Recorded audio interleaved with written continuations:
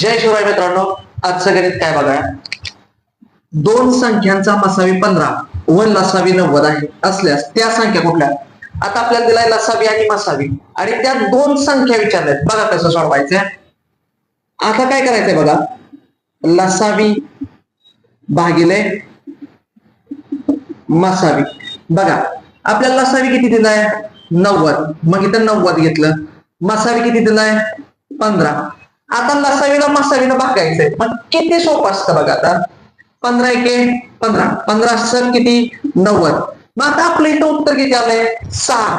लसावीला मसावी पण मसावीला जर भागलं तर उत्तर किती आलं आपलं 6. आता ह्या 6चं काय करायचं बघा, ह्या 6चे पाडायचे अवयव जितके जवळचे पाडायचे तेवढे पाडायचे. म्हणजे कसं, आता 6 बघा, बेत्रिक 6, 2 आणि 3.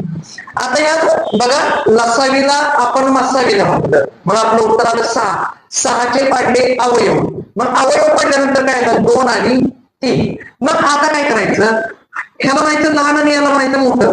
लहान अवयव काय 2, त्याला म्हणायचं मसावीनं. कशाला म्हणायचे मसावीनं.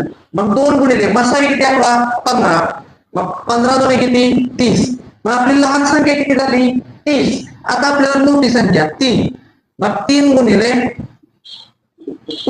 मसावी. मग 3 गुणिले मसावी किती आहे 15, 15 तरी किती 45. याचा अर्थ काय, दोन्ही संख्या काय झाल्या 30 आणि 45. बघा मी वेळ देतोय पण नीट समजून घ्या. महत्वाचं काय, लसावीला मसावीला भागलं, उत्तर आलं काय 6. मग हे 6चे असामायिक म्हणजे अवयव पाडले. बेत्रिक 6, मग लहान संख्या कशाला धरलं 2 ला धरलं, मोठी संख्या 3 ला. पण त्या अवयव पाडले त्याला आपण कशाला गुणले रे मसावीनं. हे महत्वाचं लक्षात ठेवा. कळते का. अशा प्रकारचे गणित तुम्ही व्यवस्थित सोडवा आणि कसं असतं प्रॅक्टिस जास्त करा, मग तुमचा कार्यक्रम लागतोय. जय शिव.